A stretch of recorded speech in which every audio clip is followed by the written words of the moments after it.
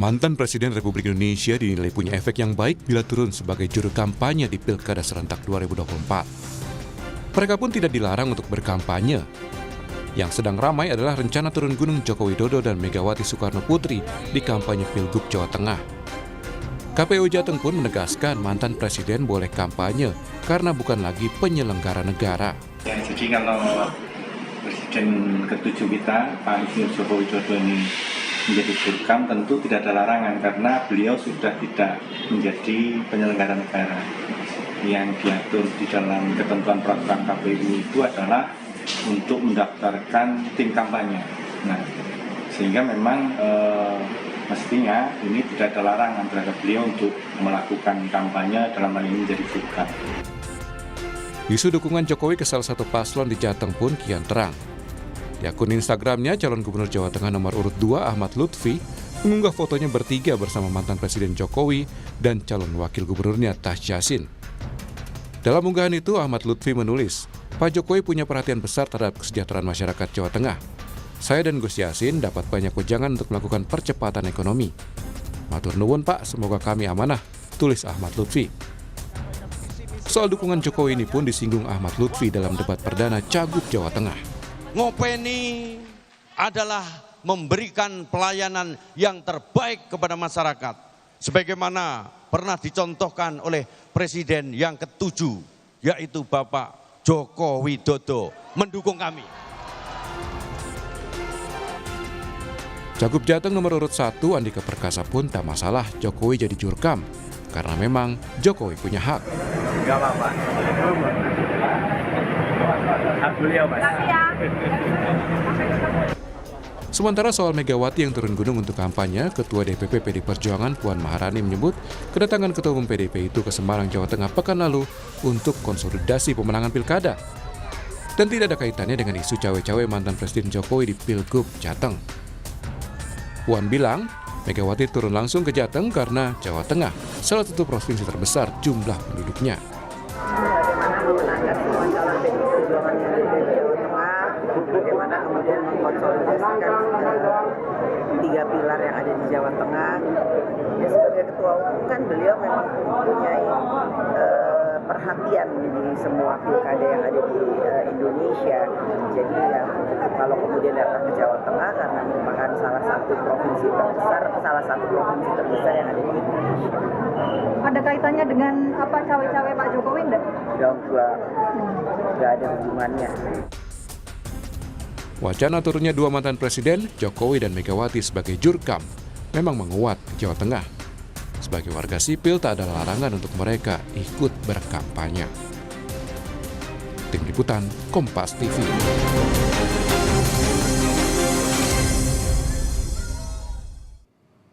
Lalu seberapa besar seorang tokoh yang pernah menjabat sebagai Presiden Republik Indonesia kemudian bisa mendongkrak elektabilitas paslon di pilkada? Jika mereka turun jadi juru kampanye, kita ulas bersama dengan Wakil Ketua Umum Partai Golkar, Pak Nurdin Halid, akan bergabung kemudian juga ada politisi PDI Perjuangan yang juga merupakan tim Direktorat Strategi Pemenangan Pilkada PDI Perjuangan, ada Bung Andreas Hugo Parera. Selamat pagi Bung Andreas. Selamat pagi Aristi. Kemudian juga ada pakar politik dari Universitas Diponegoro, sudah ada Mas Wahid Abdurrahman. Selamat pagi, Assalamualaikum Mas Wahid. Waalaikumsalam, pagi Mbak, Bang Andreas. Pagi Mas Wahid. Ya, ini kita mau bahas soal bagaimana strategi yang dilakukan untuk pemenangan Pilkada Jawa Tengah. Baru-baru ini kita lihat ada strategi salah satunya yaitu tadi Pak Jokowi yang kemudian bertemu dengan Pak Lutfi dan juga Gus Yassin begitu. Tapi sebelum sampai ke situ saya mau review kembali begitu ya, mengingatkan kembali debat Pilkada Jawa Tengah semalam yang sudah digelar dan diikuti oleh dua paslon. Ini kita tahu merupakan perang bintang ya, perang bintang antara Pak Lutfi dan juga Pak Andika. Nah, kalau menurut Mas Wahid sendiri, penampilan debat perdana bintang-bintang kemarin semalam begitu ya, ada Pak Andika dan juga Pak Lutfi. Siapa sebenarnya yang jadi bintangnya semalam? Ya, saya lebih senang terminologinya mungkin Liga Champion, Mbak. Liga Champion. Iya, artinya klub-klub terbaik di Eropa. Ini kan figur-figur terbaik putra anak bangsa ya. Masing-masing punya kekuatan. Kalau melihat semalam saya kira kekuatan Pak Andika dan Pak Hendy adalah pada bagaimana konsep tentang digitalisasi. Beliau seringkali menyebut, bahkan sampai Starlink beberapa kali disebut untuk menyelesaikan beberapa persoalan termasuk nelayan. Sementara pasangan 02 Pak Lutfi dan Gus Yassin punya program-program real populis yang kemudian sudah langsung divisualisasikan. Contohnya misalnya ada rumah gubernur, rumah rakyat, kemudian integrasi aplikasi, termasuk kemudian kartu zilenial sudah disebut. Itu perbedaan yang saya kira sudah mulai tajam muncul di antara dua paslon ini, Pak. Kalau soal adu gagasan dan juga visi misi yang menurut Anda paling mengena sekali langsung ke tepat ke sasaran, apalagi soal pelayanan publik, reformasi birokrasi, termasuk juga tata kelola pemerintah, siapa menurut Anda yang kemudian cukup menguasai di antara dua paslon ini? Iya, sudut pandangnya agak lain ya, Mbak. Kalau tadi pasangan 02 saya kira memang sudah mulai menunjukkan program real dengan visualisasi, sementara pasangan 01 memang pada penguatan konsep tentang digitalisasi. Ini yang dua hal yang memang agak berbeda pendekatannya. Fokusnya berbeda, pendekatannya berbeda. Oke, itulah tadi debat pilkada semalam yang kemudian diikut. Tapi kalau menurut Anda ini sudah menghangat, sudah panas atau seperti apa kalau debat semalam? Iya, saya melihat masih dalam budaya Jawa ya, Mbak. Jadi saling memuji, kemudian tidak saling menyerang. Ini baik, saling mengakui kebaikan program. Inilah karakteristik budaya politik Jawa yang memang kita harapkan terus ke depan. Tetapi terlepas dari itu, saya kira juga penting untuk saling menonjolkan program-program real begitu. Ini saya kira nanti debat kedua akan semakin meningkat ya tensinya. Oke, di debat pertama masih alon-alon asal kelakon begitu ya, ibaratnya begitu. Nah, kalau Bung Andreas, Anda melihatnya debat semalam ini seperti apa penampilan dari jagoan Anda, Andika Perkasa dan juga Mas Hendy? Ya, saya tidak lihat keseluruhan, tapi saya perhatikan ketika penyampaian presentasi awal dan kemudian juga ada bagian di dalam ya debat itu sendiri gitu. Ya, tentu Pak Andika dengan reputasinya meyakinkan gitu. Kalau saya lihat beliau yang memberikan keyakinan dan meyakinkan ya para pemirsa yang baik yang hadir di ruang kampanye tersebut, ruang debat tersebut maupun ke publik melalui berbagai media elektronik gitu.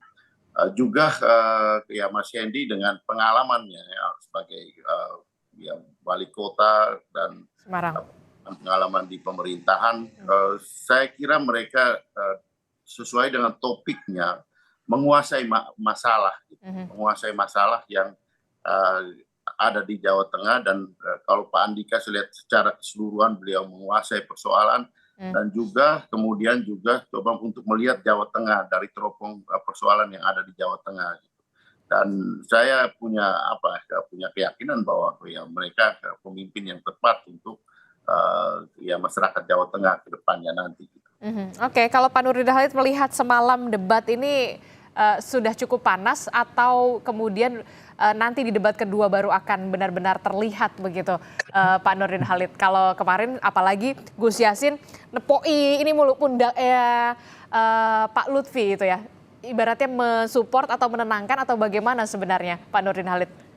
Ya, jadi kalau kita melihat ya bahwa penampilan keempat tokoh ya, baik Pak Andika dengan pasangannya Raindi maupun Pak Malupi dengan Gus Yassin itu sebetulnya rakyat Jawa Tengah itu patut bergembira, berapresiasi karena empat tokoh ini adalah pemimpin yang dua pasangan ini sangat teruji, punya pengalaman ya, dan itu pengalaman yang cukup panjang sehingga Jawa Tengah insya Allah dengan pemimpin siapa yang terpilih antara pasangan 1-2 itu bisa menjadikan Jawa Tengah jauh lebih baik daripada hari ini.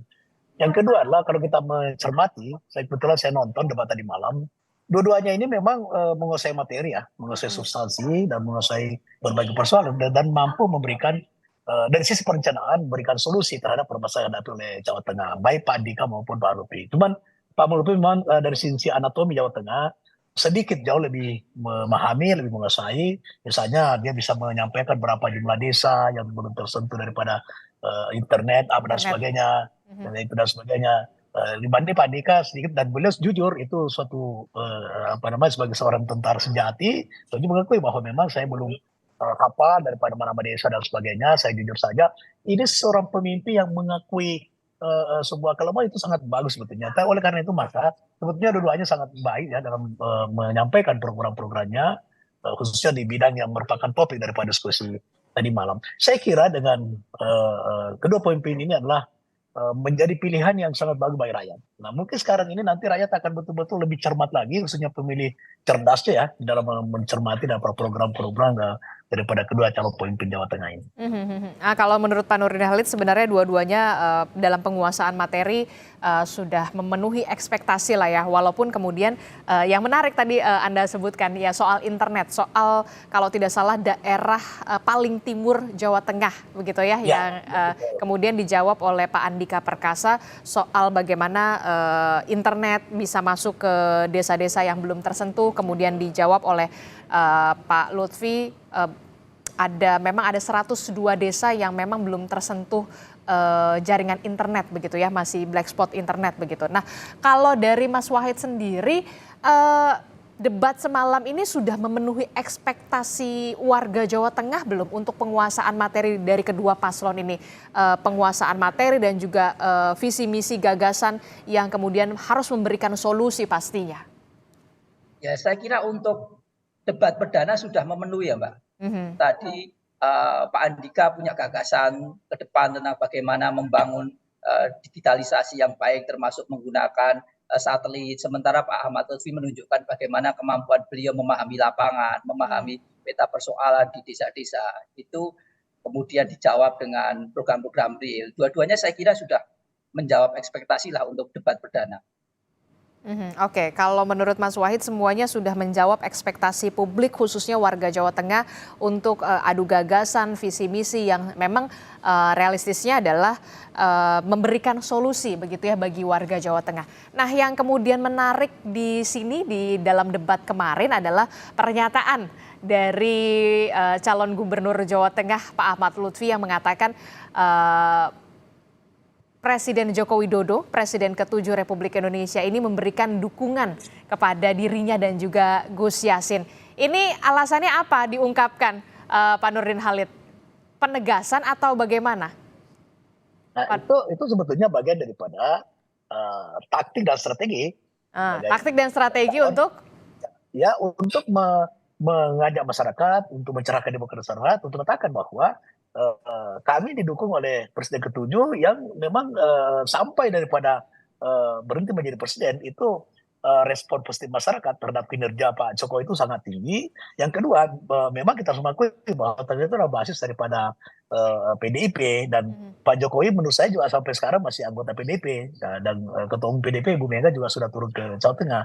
Jadi ini ingin mempertegas bahwa kami juga ini didukung oleh Pak Jokowi. Nah, dan Pak Jokowi adalah mantan presiden yang memiliki prestasi yang sangat dikenang oleh Indonesia khususnya di bidang infrastruktur, pelayanan publik dan sebagainya. Nah, itu terukur sekali oleh survei sampai dengan beliau berhenti masih sangat tinggi daripada kepuasan masyarakat. Nah, oleh karena itu digunakan oleh pasangan Pak Malupi untuk menyampaikan kepada rakyat Jawa Tengah bahwa kami pasangan yang sangat didukung oleh Pak Jokowi. Ini bagaimana untuk meningkatkan neutral, mengajak masyarakat bahwa pembangunan berkelanjutan di Jawa Tengah itu juga sangat penting, hal-hal yang baik yang dilakukan khususnya yang program-program nasional yang telah dilakukan oleh Pak Jokowi di Jawa Tengah. Ini sekali lagi mempertegas bahwa masyarakat Jawa Tengah dukunglah kami karena kami bersama dengan Pak Jokowi. Sehingga apa yang sudah dilakukan Pak Jokowi di sana akan dilanjutkan. Ya. Ingin kembali mempertegas bahwa memang pasangan Ahmad Lutfi dan juga Gus Yassin ini didukung oleh Presiden ke-7 Republik Indonesia Pak Joko Widodo.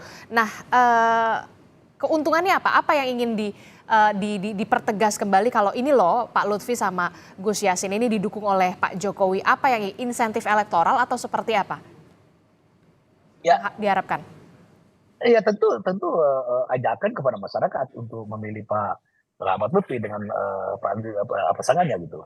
Nah, ini bagian daripada strategi politik, strategi penghalangan daripada pasangan Pak Ahmad Lutfi untuk memenangkan daripada pilkada di Jawa Tengah. Karena banyak hal program nasional Pak Jokowi yang telah dilakukan untuk di Jawa Tengah, bagian daripada pembangunan nasional. Nah, yang baik itu pasti akan dilanjutkan. Oke, itu jadi ingin program dipertegas ya. Presiden Joko Widodo yang pada saat itu yang baik di Jawa Tengah akan dilanjutkan. Kemudian itulah yang menjadi strategi kemudian Pak Lutfi akhirnya mempertegas kembali Joko Widodo mendukung pasangan Ahmad Lutfi dan juga Gus Yassin. Kira-kira begitu ya?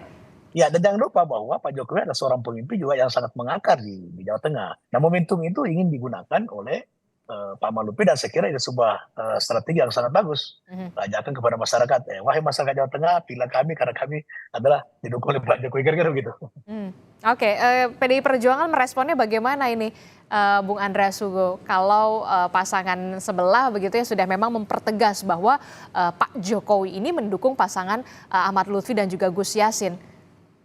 Komentar Anda, Bung Andreas? Ya, Adisti, politik itu kan klaim ya. Klaim apa yang sudah dilakukan, terus atau klaim terhadap apa yang akan terjadi gitu. Dalam arti memberikan harapan pada masyarakat. Gitu. Dan itu ya sah-sah aja di dalam kampanye gitu. Dalam arti saya mengatakan bahwa Mr. X akan mendukung saya gitu. Ya pertanyaannya apakah nanti memang di dalam faktanya seperti itu rakyat yang akan melihat gitu. Itu rakyat yang akan menilai. Itu banyak terjadi di hampir di pilkada-pilkada sekarang gitu. Ada orang yang memasang foto gambar kita disandingkan bersama gambarnya Pak Nurdin, mungkin di dapilnya Pak Nurdin juga disandingkan dengan calon pilkada. Kenapa? Karena dilihat sebagai tokoh gitu. Itu hal yang biasa gitu di dalam atau menyampaikan secara terbuka gitu, seperti kemarin yang dilakukan oleh Pak Lutfi gitu. Nah tentu ya di dalam kampanye orang menempelkan dirinya dengan figur yang dianggap artinya dianggap bisa memberikan pengaruh pada pemilih nanti gitu. Nah pertanyaannya apakah ya tentu figur yang dianggap akan memberikan pengaruh ini mempunyai kredibilitas yang tinggi, mempunyai pengaruh sehingga bisa meyakinkan publik. Nah itu persoalan kemudian, nanti persoalan yang akan dinilai oleh masyarakat gitu. Nah saya kira di sini apa yang disampaikan oleh Pak Lutfi adalah dalam kerangka seperti itu gitu, bahwa menempelkan dirinya dengan mantan Presiden Jokowi untuk meraih dukungan dari masyarakat. Bahwa apakah kemudian Pak Jokowi juga akan memberikan kampanye buat Pak Lutfi, ya kita lihat nanti gitu. Tapi ya kalau kita lihat dari pengalaman sebelumnya kan beliau juga ya pada pileg kemarin juga memberikan kampanye buat partai yang dipimpin oleh putranya gitu. Nah, tapi kan kemudian ternyata bahwa partainya tidak masuk di dalam electoral threshold kan. Jadi ini kan hal-hal yang menunjukkan bahwa bagaimana baik organisasi, baik figur calon di dalam pilkada ini berupaya untuk meraih dukungan melalui figur-figur yang dianggap mempunyai kredibilitas, mempunyai pengaruh untuk bisa memperoleh elektoral dari figur-figur tersebut. PDI Perjuangan tidak merasa khawatir dengan penegasan Pak Lutfi dan juga Gus Yassin ini didukung oleh Joko Widodo, sementara kita tahu Jawa Tengah merupakan kandang banteng. Ya kami kan mempunyai figur-figur juga gitu. Dalam arti di sini kan ada Ibu Megawati Soekarno Putri, ada Pak Ganjar yang merupakan mantan Gubernur Jawa Tengah, ada tokoh-tokoh yang berpengaruh untuk Jawa Tengah yang juga sudah berbuat banyak gitu. Ini dari figur-figur yang akan menjadi juru kampanye gitu. Jadi sebenarnya ini adalah bagaimana para kandidat itu menunjukkan kepada publik bahwa di belakang, di samping dan di sekitar dia itu ada siapa yang ikut mendukung. Dan ini adalah klaim yang penting untuk kemudian meraih elektoral dan meraih dukungan dari masyarakat gitu. Pertanyaannya apakah figur-figur tersebut ya mempunyai kekuatan. Kalau orang tidak mempunyai kekuatan politik lagi, apakah dia mempunyai kekuatan moral yang cukup tinggi gitu untuk ya menerima untuk memperoleh dukungan dari publik. Nah itu juga pertanyaan gitu. Kalau saya tidak punya kekuatan politik, kalau saya tidak punya kekuasaan ekonomi untuk bagi-bagi sembako, untuk kemudian ya dengan kekuatan politik saya menekan orang, mengintervensi, apakah saya punya kekuatan moral yang cukup untuk memberikan pengaruh? Ya itulah yang terjadi gitu di dalam politik kita. Oke, gimana Pak Nurdin Halid? Apakah kemudian Koalisi Indonesia Maju Plus sebagai pengusung ataupun pendukung dari Pak Lutfi dan juga Gus Yassin ini masih menilai bahwa sosok Jokowi ini masih punya kekuatan dan juga masih punya efek yang cukup signifikan untuk mendongkrak elektabilitas di Jawa Tengah, sampai kemudian harus dipertegas di debat perdana semalam? Pak Nurdin Halid masih di mute audionya. Oke. Silakan Pak Nurdin. Ya, satu hal yang perlu kita pahami secara bersama bahwa Pak Jokowi itu memiliki kekuatan politik bersama rakyat. Dia dengan tanpa partai politik dia memiliki kekuatan politik pribadi bersama rakyat. Itu kelebihan Pak Jokowi yang tidak semua orang bisa memiliki seperti itu. Oleh karena itu, saya pasti yakin sekali bahwa pengaruh, karisma, kewibawaan dan program-program yang sudah dilaksanakan oleh Pak Jokowi itu masih berkenan di hati rakyat. Nah, oleh karena itu maka kemudian Koalisi Indonesia Maju all out ya untuk memenangkan daripada pasangan Ahmad Lutfi dan Gus Yassin yang telah dicalonkan oleh Partai Golongan Karya, dan Partai Golongan Karya dalam pileg kemarin Jawa Tengah juga cukup bagus, kursi juga meningkat, dan oleh karena itu seluruh instrumen partai, fungsionaris dan seluruh kader partai dan fraksi Partai Golkar, DPR pusat maupun provinsi dan kota itu sudah diinstruksikan oleh Ketua Umum kami Pak Bahlil untuk all out daripada memenangkan pasangan yang didukung oleh Partai Golkar, itu pasangan Ahmad Lutfi dengan Gus Yassin. Oleh karena itu maka dengan mudah-mudahan Pak Jokowi punya waktu dan kesempatan bisa turun kampanye secara langsung, sehingga apa yang menjadi harapan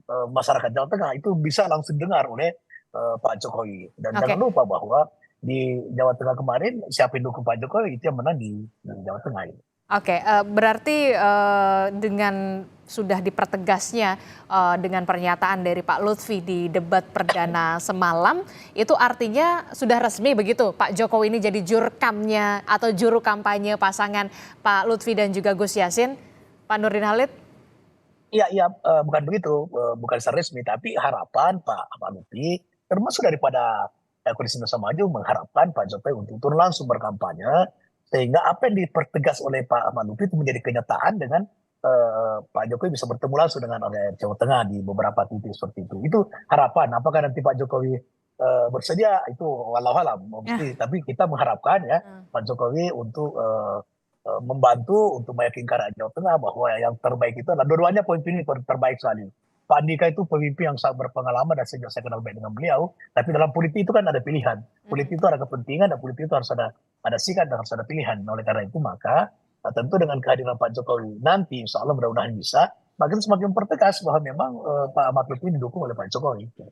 Oke, saya ke Mas Wahid. Mas Wahid, ini kalau kita lihat ya, dengan adanya penegasan dari Pak Lutfi di debat perdana kemarin, apa yang sebenarnya ingin disampaikan oleh Pak Lutfi ini soal dukungan dari Joko Widodo? Ya, kalau bahasa Jawanya ngalah berkah, Mbak. Ngalah berkah politik ya. Jadi kalau kita ingat survei Litbang Kompas di akhir Juni itu menunjukkan bahwa ada 66,4% pemilih itu yang preferensi politiknya sangat dipengaruhi oleh figur yang didukung oleh Pak Prabowo. Kemudian di Pak Jokowi 65,2%.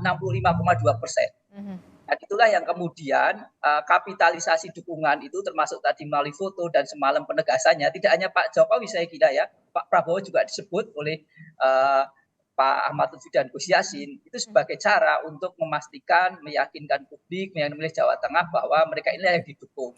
Tetapi juga perlu diingat tadi bahasanya ada insentif, lalu ada disinsentifnya ya.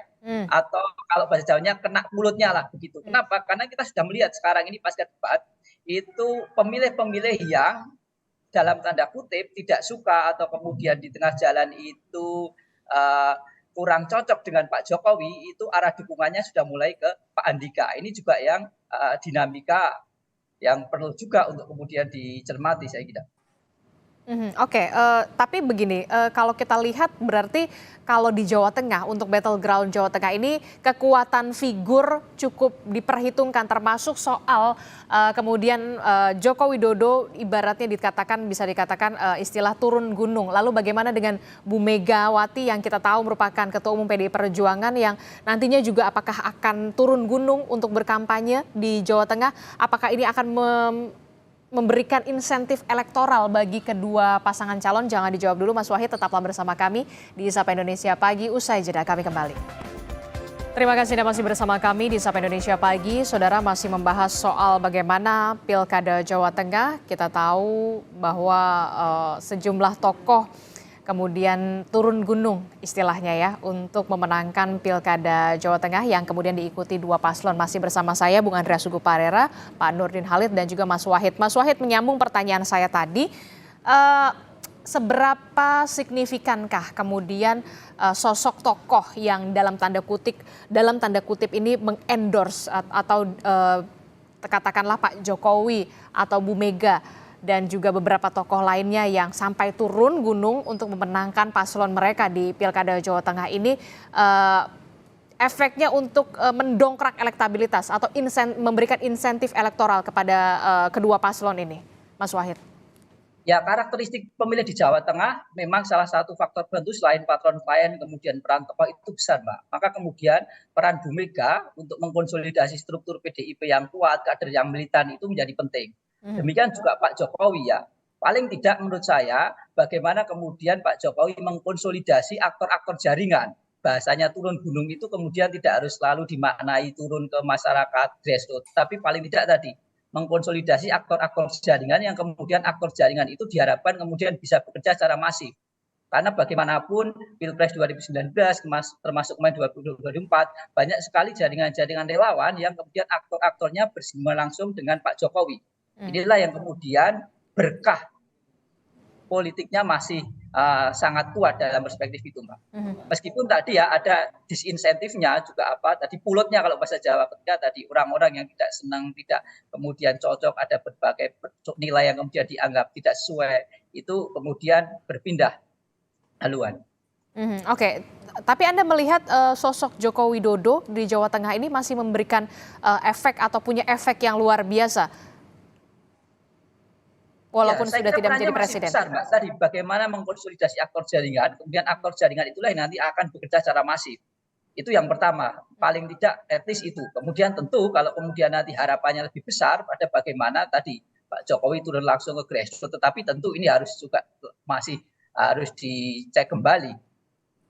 Oke, kan kalau kita lihat kan Jawa Tengah ini merupakan kandang banteng begitu. Sementara efek Jokowi masih Anda katakan masih besar. Bagaimana nanti kemudian pemetaan suaranya untuk kedua paslon ini? Ya, saya kira sekarang teritori kewilayahan sudah mulai nampak ya, Mbak. Mana yang kemudian leading di wilayah Pantura, leading di wilayah basis-basis kalangan santri, kemudian termasuk di Solo Raya yang sekarang juga sudah mulai menguat intensitas kompetisinya. Nah, inilah kemudian di mana nanti kemudian Pak Jokowi akan fokus, kemudian di mana misalnya ada partai politik PDI Perjuangan. Iya, betul. Antara relawan, antara mesin partai itu tentu akan saling mengisi itu. Oke, cukup menarik ya kalau untuk kita lihat battleground dari Jawa Tengah ini karena juga ada wilayah Pantura, kemudian perkotaan, termasuk soal daerah-daerah santri atau pesantren begitu ya yang kemudian juga punya basis suara tersendiri untuk kedua paslon. Nah, kalau untuk Bung Andreas Hugo sendiri, bagaimana untuk Bu Mega sebagai kita lihat kan Bu Mega Ketua Umum PDI Perjuangan, apakah nanti juga akan turun ke masyarakat untuk memenangkan Pak Andika dan juga Mas Hendy ini? Ya, Bu Mega jelas sebagai ketua partai, ketua umum partai yang mempunyai tanggung jawab dan untuk memenangkan pilkada di Jawa Tengah, di pilkada di seluruh Indonesia, di samping membuat keputusan, koordinasi, juga mengkonsolidasi apa yang dilakukan oleh ketua umum PDI Perjuangan Ibu Megawati Soekarno Putri kemarin adalah melakukan konsolidasi terhadap mesin partai. Dan itu adalah salah satu cara untuk kemudian ya mendorong masyarakat, mendorong para pemilih untuk yang memilih pasangan yang didukung oleh PDI Perjuangan, karena toh orang tahu gitu, masyarakat Jawa Tengah tahu Ibu Mega itu sebelum menjadi anggota DPR pun beliau berkampanye di Jawa Tengah gitu. Tahun 87 kalau tidak salah Ibu Mega itu terpilih menjadi anggota DPR Jawa Tengah. Jadi masyarakat Jawa Tengah itu sudah sangat mengenal Ibu Megawati Soekarno Putri gitu sebelum beliau menjadi ketua umum sekalipun. Jadi kekuatan itu sudah sangat mengakar, figur Ibu Mega itu sudah sangat mengakar di Jawa Tengah. Sehingga kalau mau bilang istilahnya tadi Mas Wahid ngalap berkah ya, saya kira ini juga salah satu insentif elektoral yang bisa diperoleh melalui Ibu Mega untuk pasangan Pak Andika dan Mas Hendi gitu. Saya kira disinilah poin daripada elektoral, dan situ di samping beliau sebagai ketua umum partai, ya, beliau mantan presiden kelima Republik Indonesia ini, tapi beliau juga mempunyai kekuatan moral untuk memberikan dukungan kepada pasangan yang didukung oleh PDI Perjuangan. Disinilah saya kira pentingnya figur-figur yang berada di belakang, berada di sekitar daripada calon yang didukung oleh partai tertentu. Saya nggak melihat hal tersebut pada figur yang lain, tapi saya coba untuk melihat bahwa kehadiran Ibu Mega itu penting untuk pasangan yang didukung oleh PDI Perjuangan.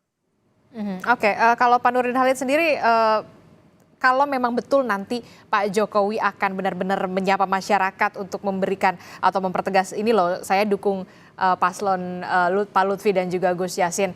Ini yang kemudian ditunggu oleh Kim Plus ya, berarti? Ya, jadi gini, sebagian besar masyarakat kita itu masih menganut budaya patriotistik, yaitu pengaruh tokoh itu dalam setiap pilkada itu penting sekali. Ya. Survei juga menunjukkan bahwa ketika ada tokoh dari berbagai kalangan, ya, tokoh masyarakat, tokoh pemuda, tokoh agama dan lain sebagainya, itu ketika turun secara langsung mendukung seorang calon, itu maka elektoral itu bisa terdongkrak luar biasa. Nah, oleh karena itu Bapak bilang Pak Jokowi turun, kemudian Bu Mega turun, ini sangat menarik ya, sangat menarik, berebut pengaruh di Jawa Tengah. Kita harus mengakui bahwa Jawa Tengah itu adalah basisnya PDIP, sehingga kedua tokoh PDIP ini turun, maka itu akan semakin mencerahkan demokrasi rakyat. Nah, tinggal nanti rakyat yang menentukan sebagai yang berdaulat.